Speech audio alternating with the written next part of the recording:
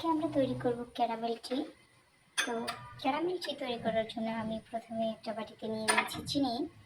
এখন আমরা চুলাটাকে অন করব। ক্যারামেল তৈরি করার জন্য প্রথমে আমি একটা সসপ্যান চুলায় বসিয়ে নেব। তো চলুন আমরা চুলাতে সসপ্যান বসিয়ে নিই। চুলায় একটা সসপ্যান বসিয়ে আমরা চুলার জালটাকে অন করে দিলাম। লো ফ্লেমে জাল করব আমরা।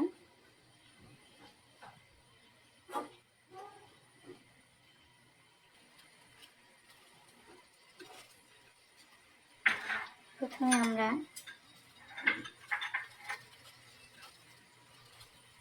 পানি শুকিয়ে যাওয়ার পরে আমরা প্রথমে চিনিটা দিয়ে দেব।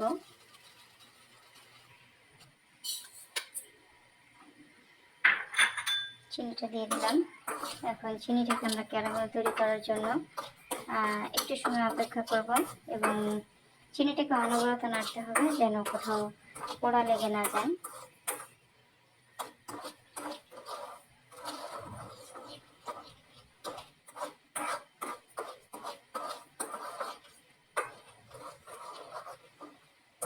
আমাদের চিনি গলা শুরু হয়ে গেছে।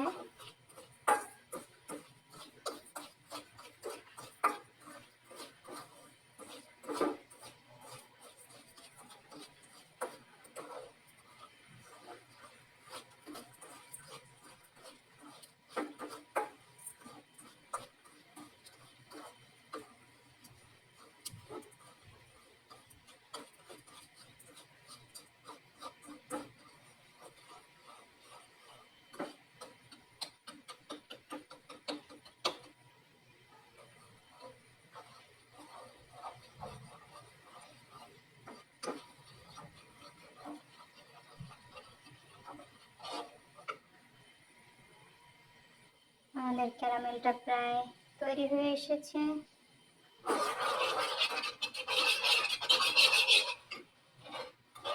আমরা আর একটু ক্যারামেলটাকে গাঢ় করে নেব। আমাদের ক্যারামেল অলরেডি হয়ে গেছে। এখন আমরা এর মধ্যে যোগ করব পানি।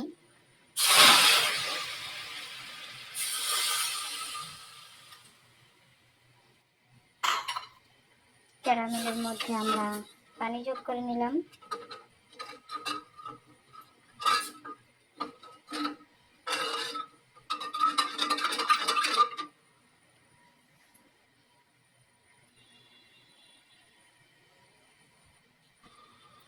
এখন আমরা এর মধ্যে যোগ করব একটু দুধ।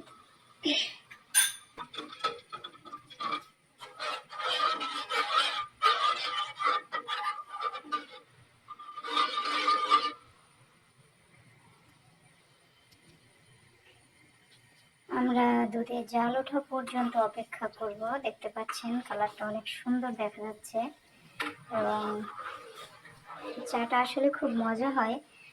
বিশেষ করে বৃষ্টির দিনে ক্যারামেল চা তৈরি করে খেতে খুবই ভালো লাগে। তো আমরা জাল ওঠা পর্যন্ত অপেক্ষা করব।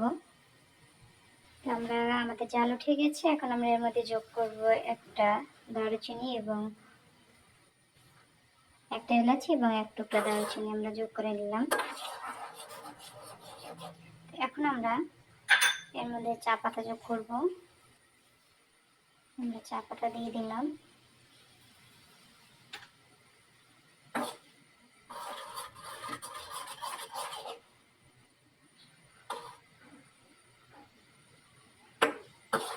দেখতে পাচ্ছেন চায়ের কালারটা আসলে এখানে হয়তো ঠিকভাবে বোঝা যাচ্ছে না, কিন্তু চায়ের কালারটা খুবই চমৎকার দেখা যাচ্ছে, খুবই সুন্দর হয়েছে।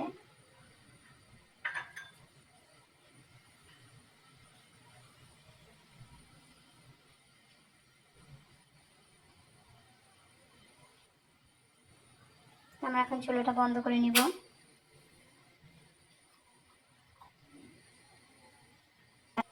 এখন চাটাকে চুলা থেকে আমরা নামিয়ে নিব। চুলা থেকে নামিয়ে নিয়েছি চা। তো চাটা খেতে আসলে খুবই মজা হয়। আসলে এখানে আলাদা করে চিনি অ্যাড করার কোনো দরকার নেই, কারণ আমরা অলরেডি চিনি দিয়ে ক্যারামেল তৈরি করে নিয়েছিলাম। তো তারপরেও যদি কারো চিনি একটু বেশি পছন্দের হয় বা বেশি চিনি খেতে যদি কেউ পছন্দ করেন, তাহলে আপনারা চায়ের সঙ্গে চিনি যোগ করে নিতে পারেন। তো তৈরি হয়ে গেল আমাদের ক্যারামেল টি। আপনারা খেয়ে দেখবেন, অসম্ভব মজার একটি চা, অসম্ভব মজার একটি চা। বিশেষ করে বাইরে যদি বৃষ্টি পড়ে তাহলে এই ক্যারামেল টিটা খেতে খুবই ভালো লাগে। সবাই খেয়ে জানাবেন যে আপনাদের চা কেমন লাগলো।